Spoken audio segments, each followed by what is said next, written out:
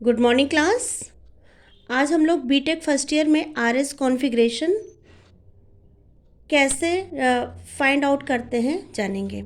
तो RS configuration निकालने के लिए कुछ रूल्स फॉलो करने पड़ते हैं। तो रूल फर्स्ट क्या है?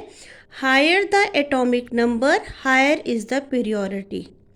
मतलब जैसे कोई एटम्स किसी कायरल सेंटर कार्बन पे लगा है तो उस एटम्स का जिस एटॉमिक नंबर देखेंगे, जिसका एटॉमिक नंबर हायर होगा उसको हम फर्स्ट प्रियोरिटी देंगे। जैसे इस कायरल सेंटर के सराउंडिंग आयोडीन, ब्रोमीन, क्लोरीन और फ्लोरीन लगा है।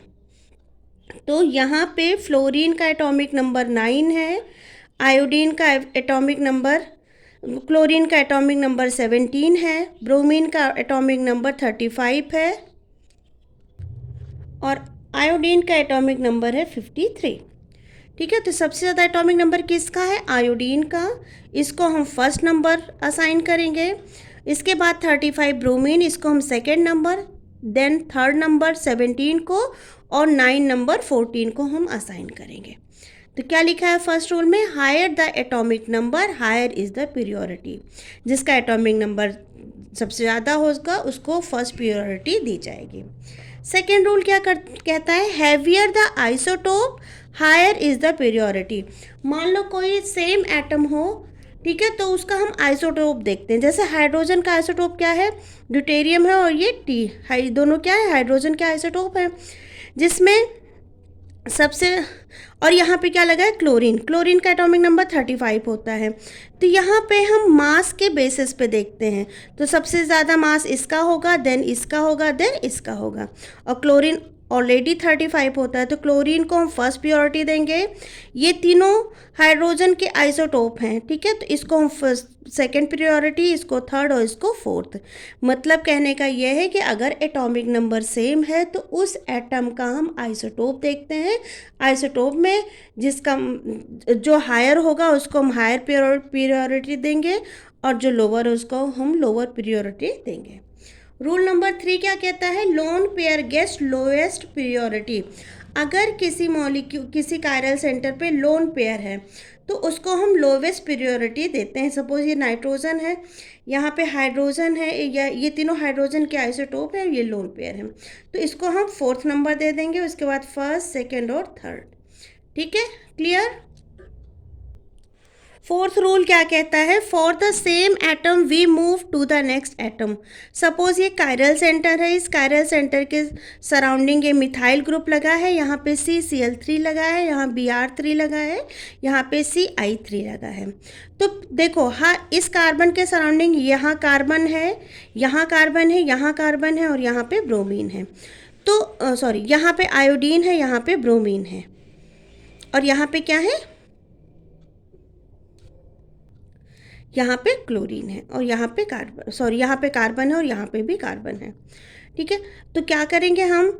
अब आयोडीन है, इसका एटॉमिक नंबर सबसे ज़्यादा होता है तो इसको हम फर्स्ट प्रियोरिटी, यहाँ पे सेकेंड प्रियोरिटी, यहाँ पे थर्ड और यहाँ पे फोर्थ प्रियोरिटी हम देंगे। रूल नंबर 5 क्या कहता है कि अगर किसी कायरल सेंटर के सराउंडिंग कोई ऐसा एटम है जो डबल बॉन्ड या ट्रिपल बॉन्ड कैरी करता है, तो डबल बॉन्ड का मतलब क्या हुआ ये समझते हैं पहले। एक कार्बन डबल बॉन्ड ऑक्सीजन, इसका मतलब क्या हुआ?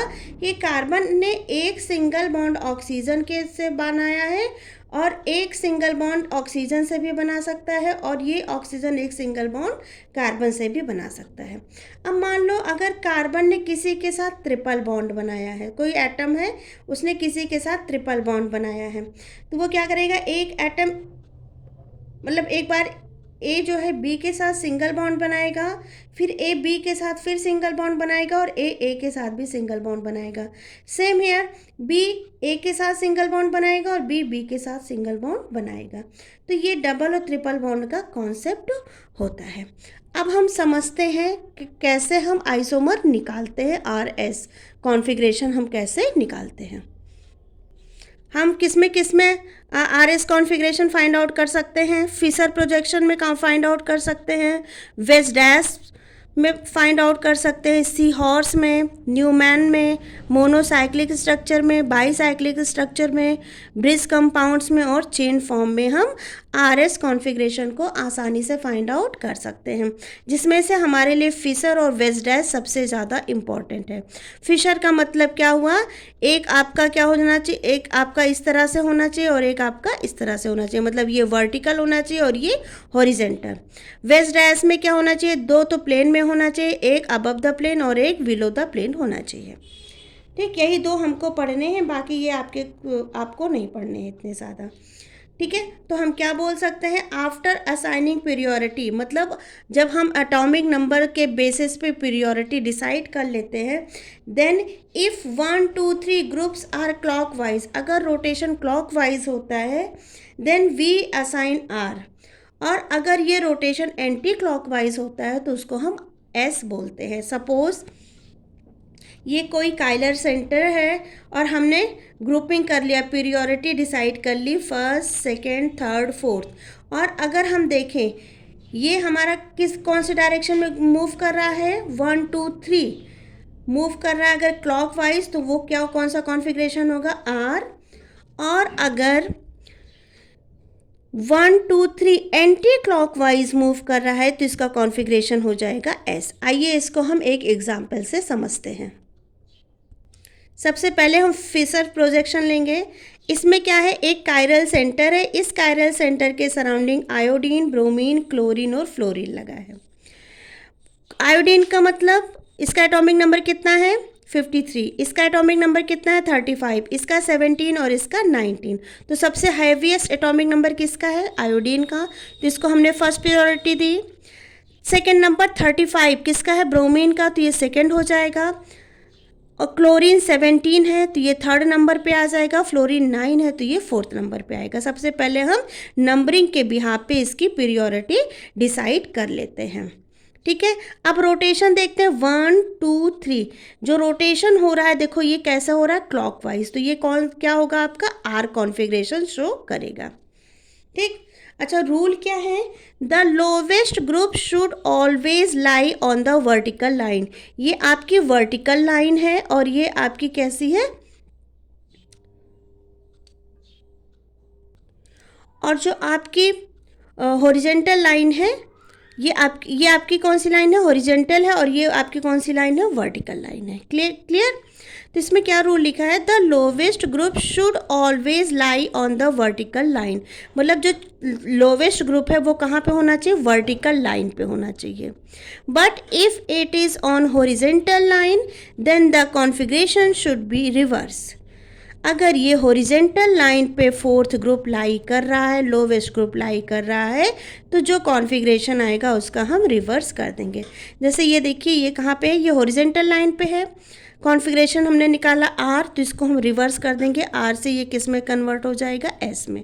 और अगर कोई कॉन्फ़िगरेशन ऐसा होता जो एस है तो वो किस में कन्वर्ट हो जाता, आर में। दूसरा एग्जाम्पल समझते हैं। यहाँ पे हमने दो कार्बन वाला ग्रुप ले लिया है, एक कार्बन यहाँ एक कार्बन यहाँ है। ठीक है, इस कायरल सेंटर, यहाँ दो कायरल सेंटर है ना, एक यहाँ एक यहाँ।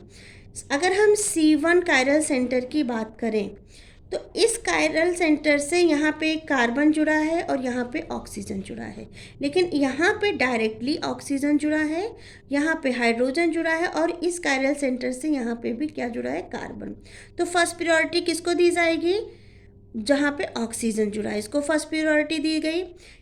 अब यहाँ भी कार्बन है, यहाँ भी कार्बन है, इस कार्बन से यहाँ कार्बन जुड़ा है और यहाँ ऑक्सीजन जुड़ा है, लेकिन इस कार्बन से दो ऑक्सीजन जुड़े हैं, तो सेकंड प्रायोरिटी किसको दी जाएगी, इसको। थर्ड प्रायोरिटी इसको दी जाएगी और फोर्थ प्रायोरिटी इसको दी जाएगी। अब रोटेशन देखो, 1 2 3 4। ठीक है, रोटेशन कैसा हो रहा है, फोर्थ को हम इग्नोर करेंगे ना, क्यों, क्योंकि हमने क्या लिखा है कि जो हमारा लोवेस्ट ग्रुप होना चाहिए वो हमेशा कहाँ पे होना चाहिए, हमेशा वर्टिकल लाइन पे होना चाहिए। ठीक है, तो फोर्थ को थोड़े टाइम के लिए इग्नोर करो, 1 2 3 कॉन्फ़िगरेशन कैसा जा रहा है, एंटी क्लॉकवाइज जा रहा है, तो एस होना चाहिए, लेकिन जो लोवेस्ट ग्रुप है ये कहाँ पे है, हॉरिजेंटल लाइन पे है, होना कहाँ पे चाहिए था, वर्टिकल लाइन पे।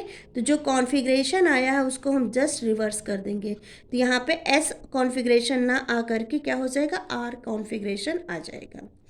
ऐसे ही अगर हम इस कार्बन के लिए बात करें, C2 के लिए बात करें, तो इस कार्बन से देखा जाए तो फर्स्ट प्रियोरिटी इसी को मिलेगी, सेकेंड प्रियोरिटी इसको मिलेगी और थर्ड प्रियोरिटी इस कार्बन को मिलेगी, फोर्थ इसको मिलेगी। यहाँ पे अब देखो रोटेशन अगर देखा जाए तो रोटेशन कैसा हो रहा है, रोटेशन यहाँ पे क्लॉकवाइज हो रहा है। तो जब क्लॉकवाइज हो रहा है तो कॉन्फ़िगरेशन क्या आना चाहिए, आर, ठीक है। लेकिन लोवेस्ट प्रियोरिटी वाला ग्रुप कहाँ पे है, हॉरिजेंटल पे है, होना कहाँ पे चाहिए था, वर्टिकल पे। तो आर का ये एस में कन्वर्ट हो जाएगा, रिवर्स हो जाएगा। क्लियर। अब हम आर एस कॉन्फ़िगरेशन को वेज डैश से समझते हैं। वेज और डैश में देखो क्या होता है, ये वेज है, ये डैश पोजीशन है, ये वेज पोजीशन है और ये दोनों प्लेन में है। इसका रूल क्या कहता है, the lowest group should always lie on the dash position, ठीक है, but if it is on the wedge then the configuration should be reverse.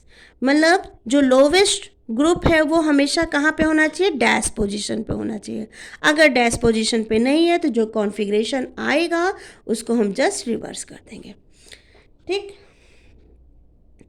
If lowest group is in on plane, अगर lowest group plane पे हुआ, ठीक है, तो हम event changes करते हैं। जैसे मान लो ये हमारे पास वेज डैश स्ट्रक्चर है, ये डैश है, ये वेज है और ये प्लेन पे है। इसको हमने फर्स्ट प्रायोरिटी बोला, मान लो कोई एटम लगा है, सपोज करो 1 2 3 4। अब देखो हमने क्या बोला है कि अगर हमारा लोवेस्ट, सबसे लोवेस्ट प्रायोरिटी वाला ग्रुप कौन सा है, फोर्थ वाला है। अगर लोवेस्ट प्रायोरिटी वाला ग्रुप प्लेन पे है तो हम इवेंट चेंजेस करेंगे। इवेंट चेंजेस का मतलब क्या होता है, पहले हम एक बार चेंज करेंगे। तो फर्स्ट क्या होता है आपका, ऑड होता है, तो एक बार चेंज करेंगे तो ये फोर्थ ऊपर जाएगा और ये 1 नीचे आएगा। तो देखो ऑड चेंज हुआ, ये फोर्थ ऊपर गया और ये 1 जो है नीचे आया। यहाँ पे कोई चेंजेस हम नहीं करेंगे, ठीक। इसके बाद हम सेकेंड चेंज करेंगे जिसको हम बोलते हैं इवेंट चेंजेस। जब हम इवेंट चेंजेस करेंगे तो अब क्या होगा, इस फोर्थ को हम सेकेंड से और सेकेंड को फोर्थ में चेंज करेंगे। तो यहाँ पे देखो सेकेंड वाला ग्रुप यहाँ आया और फोर्थ वाला ग्रुप यहाँ पे आया। देखो अब क्या हो रहा है, अब देखो लोवेस्ट प्रियोरिटी वाला ग्रुप कहाँ पे आ गया, डैश पोजीशन पे आ गया, जो कि हमें लाना है। यही तुमने लिखा है ना, the lowest group should always lie on the dash position. अगर नहीं हो रहा है तो या तो हम कॉन्फ़िगरेशन को रिवर्स कर दें या फिर हम क्या कर दें, रिवर्स कर देंगे। लेकिन अगर लोवेस्ट प्रायोरिटी वाला ग्रुप प्लेन पे है तो वहाँ पे हम क्या लाते हैं, इवेंट चेंजेस ले आते हैं, ठीक है। अब यहाँ पे आर का आर रहेगा और एस का एस रहेगा। इसको हम एग्जाम्पल से समझते हैं। जैसे ये कायरल सेंटर है, ये आपका कौन सा पोजीशन है, डैश पोजीशन है, ये बेस है। नंबरिंग करते हैं, देखो यहाँ ब्रोमीन है, आयोडीन है, क्लोरीन है, फ्लोरीन है।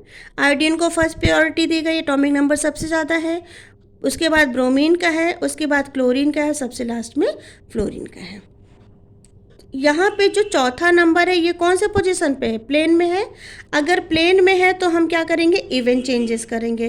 तो इवेंट चेंजेस करने के लिए पहले हम ऑड चेंज करते हैं। पहला चेंज क्या करेंगे, इसको यहाँ ले जाएंगे और इसको यहाँ लाएंगे। तो ऑड चेंज, फर्स्ट चेंज का मतलब फ्लोरीन ऊपर जाएगा और क्लोरीन नीचे आएगा। देखो फ्लोरीन ऊपर गया और क्लोरीन नीचे आया।